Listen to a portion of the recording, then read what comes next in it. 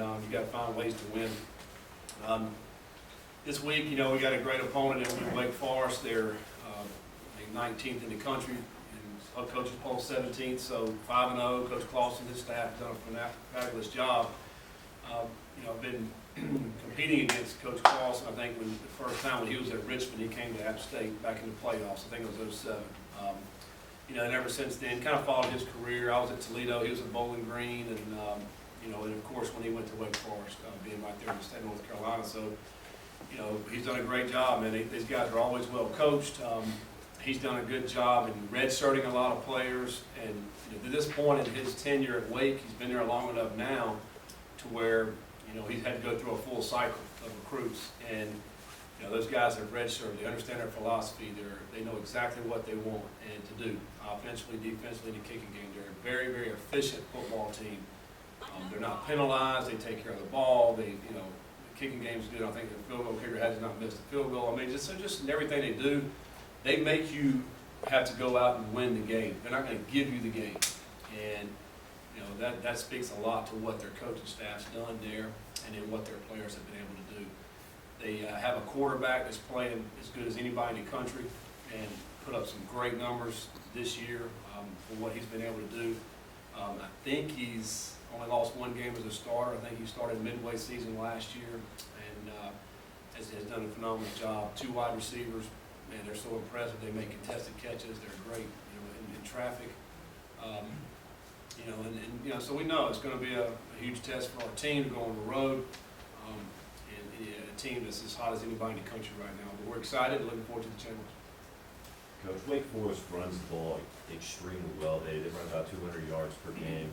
You guys just face a tough challenge at Boston College. It also runs the ball pretty well. What is it about Wake Forest's run game that makes it, just from what you see, makes it so difficult to A, defend, and B, what's the best way to kind of contain them? Yeah, they're very unique and very different than Boston College. They're probably, what they're running offensively is I don't know that anybody else in the country is doing it. The way they run their zone read, it's extremely slow. The quarterback's walking up the ball with the running back, the ball in the pocket of the running back, and then he can pull it, he make those throws, or obviously he can hand it off, or the quarterback can run behind him. So it does make it challenging. You have to cover the receivers, because every play is an RPO. They have the ability to throw it out there to any one of those guys, and they're so big they can post up a corner or a safety and be able to make those catches. So you have to contain the wide outs with that. So when you're doing that, your box is limited to what you have in the box, and so therefore these running backs and the quarterback are able to find these lanes and create yards. And it's tough. It's a tough offense to find to defend, because the quarterback, if he's a good decision maker, which Jamie Newman is, then it makes it very difficult. And can you also just provide maybe an update on the QBs? How is Malik doing? How is Puma doing? Any update? Yeah, they're Malik practiced yesterday, and he's doing fine. He should be fine this week. I would say the status for Puma is probably very similar to last week. It's just a day-to-day thing. I wish we could give you more. It seemed like it's been dragging out, but it is what it is. We're treating it as, it seems to be getting better every day, but until he's ready to go, we'll just have to hold him out. So that's kind of where we are right now. But Malik and Evan both are obviously ready to go and should have a big week of practice.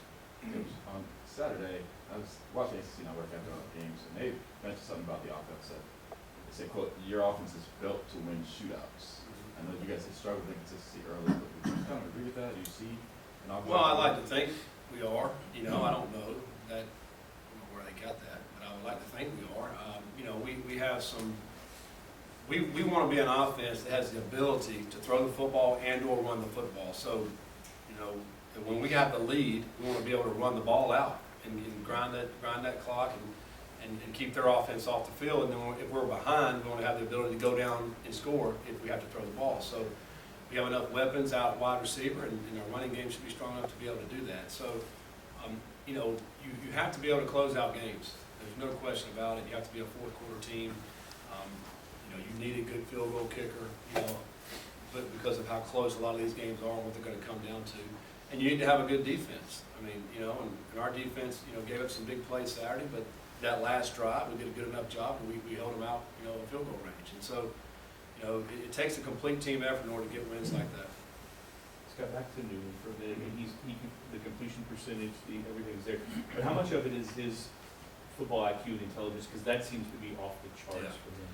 Yeah, that's what it all comes down to, as we talked about earlier. What I like about quarterbacks, one of the biggest attributes is decision making, and it has to happen within a second. And that's why they're good on offense, because he makes it all go. If you're an RPO team, you have to read the defense pre-snap, then you have to read it post-snap. And I think that's why the completion percentage is high, because if the defense allows you to hit one of those little slants or hits, he can see that and he makes a throw, and it's a completion. So, but if you got to have that mental capacity to be able to do that. He can, but he's also physically talented. He's got a big arm. He's a big guy. He can run. He's a total package, and I think he's playing that way now. With as far as your quarterbacks are concerned, can you just kind of assess what, after watching the tape, of what Evan did, and then also, do you call him Malik or Mikhail? Yeah, I'm calling him Malik. But if he wants me to call him, I can. But he said Malik's fine, so that's what I know him as. So I think looking back, Evan played really, really good football. Made some big time throws on third down scenarios. Threw the ball away when he needed to, which was great. Earlier in the year, we were not throwing the ball away. We were taking some sacks, and so he threw the ball away when they were covered. Made some great decisions in the run game. The one play, the negative play he had was the exchange with the fumble there. And, and that could be attributed to the running back and him, a little bit of both. But that was one negative play. I thought he played a really good football game. And I thought Malik did too. Malik played his best game, maybe his best game of his career. He ran for some first downs, he ran for a touchdown, and then he made some great throws. And if you go back, as we go back and watch the film, there was 4 other plays. We could have been over a 500-yard passing day for a couple balls. Tutu had one right in his hands in the end zone. Number 18, Justin Marshall had one across the field right in his hands. There's a couple. Fitzpatrick on a third down late in the fourth quarter. It was a high ball, but can make that catch. He'll tell you she made it. So, man, we left a few plays out on the field. The quarterbacks gave the guys an opportunity to make plays. That's what we asked for those quarterbacks. As you get to the middle of the season, how do you manage the possibility of preserving some red shirts, and how much does that weigh week to week in your personnel moves? Yeah, that's a good question. We talked about that really at the beginning of the season, and you really assess it as we go through. It's kind of neat where these bye weeks are at, because it's 4, 4, and 4. And there's been some scenarios where we've played some guys in 4 games, and now we're kind of holding them back, hoping to try to redshirt. And then there's a couple other guys, Dorian Jones is one that we would like to play in 4 games. He hasn't played yet, but we want to get him in some 4 games, but still want to redshirt him. We are very cognizant of where these guys are, so if they're not playing much, and how many games have they played, and then will they be available. We love to have them available at the end. And some of these guys we're developing right now, and they're practicing as if they're playing like second team guys on special teams.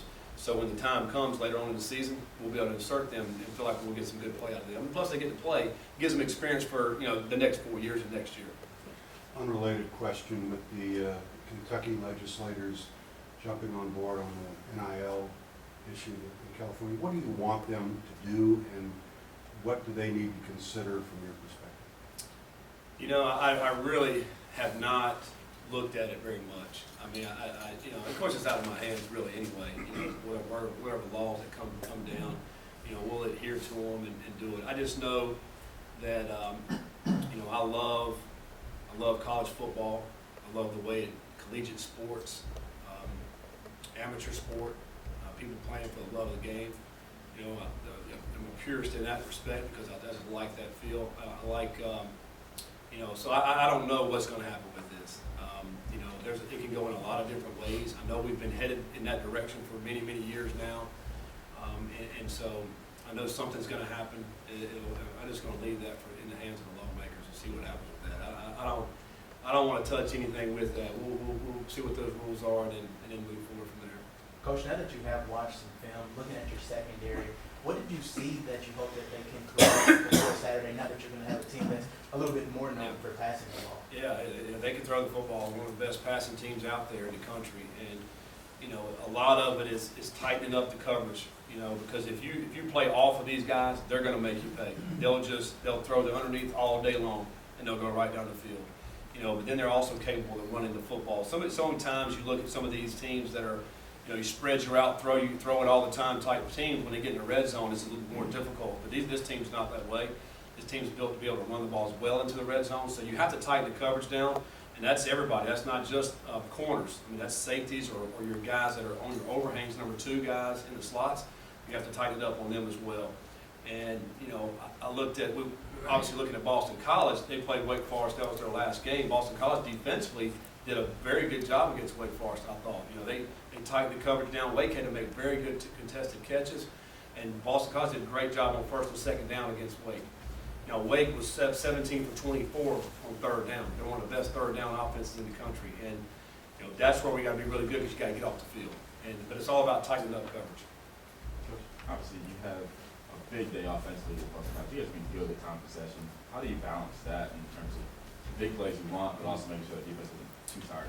Yeah, you know, we're not, you know, we're a no-huddle team, but we're not per se a tempo team. We can, you know, get that, but we want to try to get the best possible plays. And so we really don't worry about time possession, but I think when you run the football like we do, you end up eating up some of the clock. You end up, you know, allowing your defense to recover on the sideline and make adjustments before they come back on the field.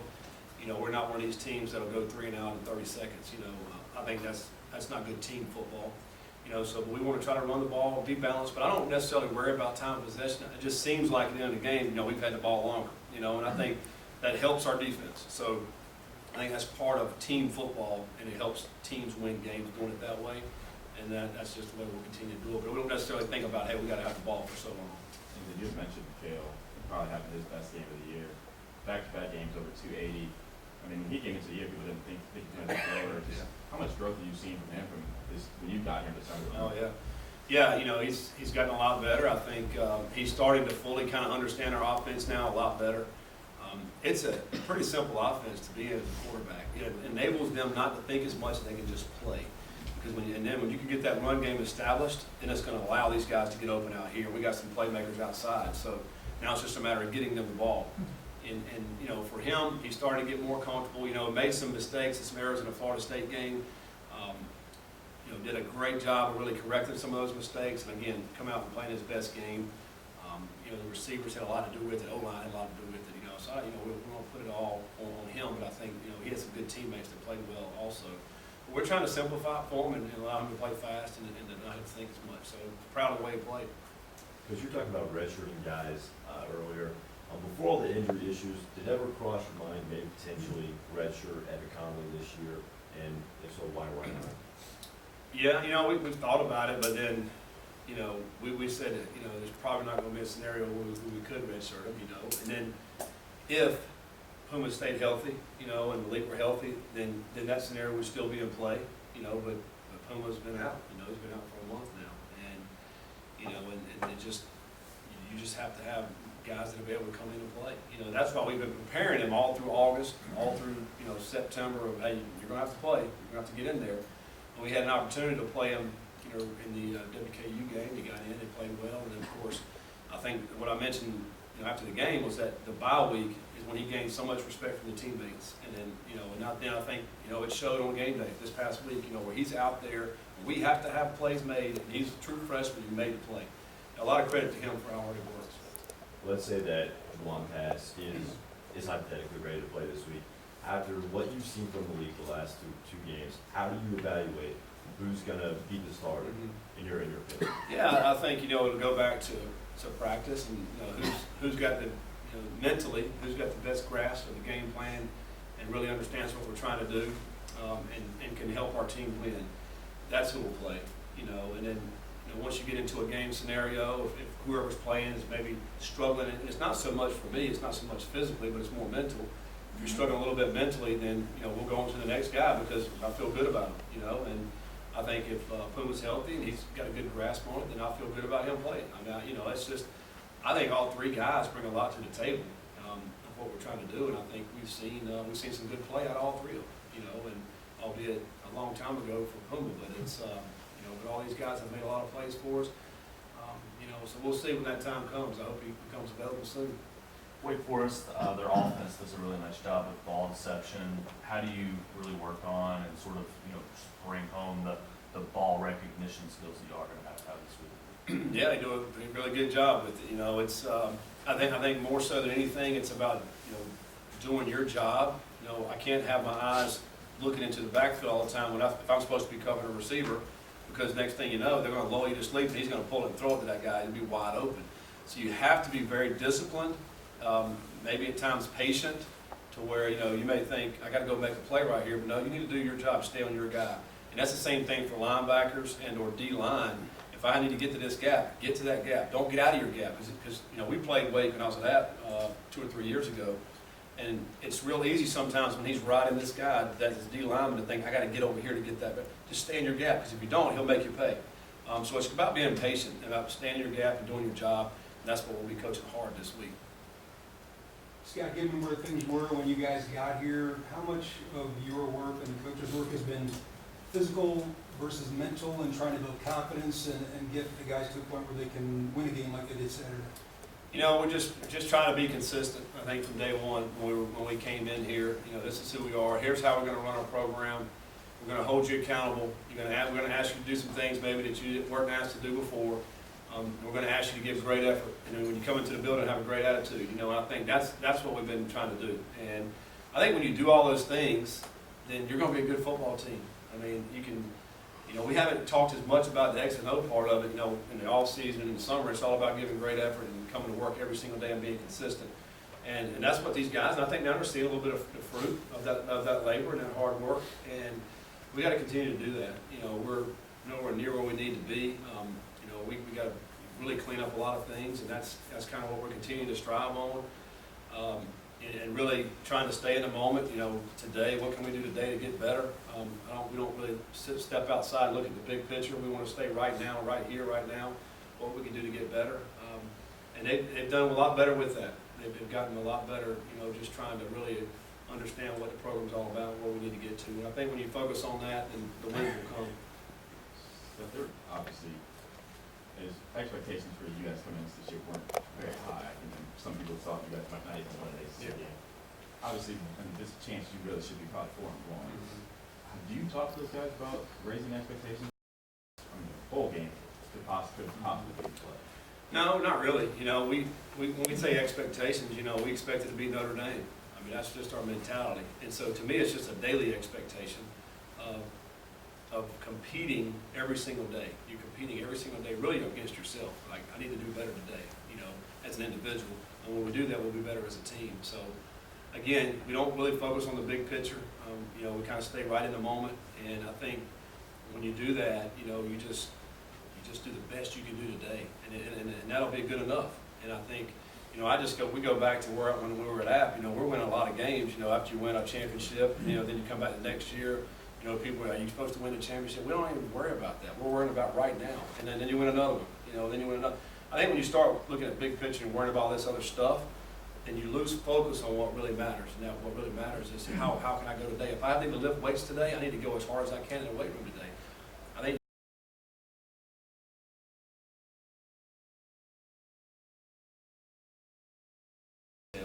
that's how you become a championship caliber team. You can't look at all the other stuff. Once you start doing that, you lose focus. So we want to focus on the details. Coach, you mentioned earlier that Wake has done a nice job of being able to redshirt. Speaking of redshirt guys, when you were at App the first year, did you redshirt almost everybody? And is that the optimal thing that you would love to do in a year? You would like to. Now, the optimal thing to do is if everybody you signed that are ready to come in and play right now. That means they're really good, So in every class that you bring in, there's going to be a handful of guys where, they can help you right now. So put them out there. Let's play them. We know what we're getting out of that freshman. We know we're going to get it for a few more years after that. And with this new rule, which is phenomenal, I love the new rule. It's one of the best things that college football's passed in a number of years. To allow these guys to play a little bit, it keeps them focused throughout the year, knowing that they may here one day they're going to get on the field this year, and not just I'm on the shelf, I'm redshirted. It encourages them to continue to work. And so once they get on the field, now they're going to get better. And so we want to try to play most of our guys in 4 games, and we want to try to redshirt most of our guys. But if they're ready to play, then we'll obviously put them in there and play. But it helps your team 2 years from now, 3 years from now, because you know you got these guys one more time. And all the work that you put in as a player and as a coach, investing in the time in that player, you're going to get back. And I think that's the key. Because the one thing you can't coach is experience. And so when you have guys that are fifth-year seniors and they played a lot of ball, they're going to help you win. I mean, there's no question about it. 2 guys on defense that were in the middle of a lot of plays the other day were Hicks, Robert Hickson, and Abdullah. What have you seen from those two? And it seemed like they played more. Yeah, they did. You know, Abdullah's always had the ability, man, can fast, very explosive player. Just trying to find a role for him. You know, where can we put him, and you know, kind of put him in that outside linebacker role, and then Hicks as well. So we kind of moved Hicks. We've kind of moved Hicks around. Really, you go back to the spring. You know, he's inside backer, he's defensive end. Now he's got him an outside backer. You know, to Hicks's credit, he's had such a great attitude over the last month and a half, and I think now he's starting to see, man, when you come to work that way, then you're going to have an opportunity. You know, back earlier, you know, kind of wavering a little bit with his attitude and this and that. Really just kind of trying to figure it all out, really, and which is not uncommon for a young person. And you know, he's really come around. You know, he's really kind of bought in. He's like, Coach, what can I do to help the team? And we're trying to find ways for him to help the team. So he's on a lot of our special teams now. We've got him in a role as an outside backer as well. And I think we're going to see his, you know, his role increase with that, and probably get more snaps. You know, because he has talent. He can run, he can hit, he can tackle. So there's a lot of things he can do for us. Last one, Tom. And it's good, this is the last one. Coach, the amount of time between U of L's last ACC win and this one was about the time it takes for an elephant to have a baby. Do you think that the new male elephant at the zoo should be named Scott Satterfield? Well, no, I don't think it should be named Scott Satterfield, but that's a pretty interesting fact that you brought up. But no, I'm just proud. I'm just happy for our guys. You know, and I wasn't here, you know, last year. You know, I know it was dreadful for a lot of our players, but you know, for me, this is all I know. You know, we're 3-2, 1-1 in the ACC, and we're looking to get more. We like the taste of winning, and you know, I think. You know, hopefully this will entice our guys to continue to work even harder and have more detail of every day when they come to work. And, you know, because I'm telling you what, that locker room was fun. I mean, you guys heard them yelling right down the hallway, and I want them to get used to doing that. And, you know, hopefully we'll be yelling a lot in Winston-Salem at about 11 o'clock Saturday night. All right. All right, thank you, Jeff.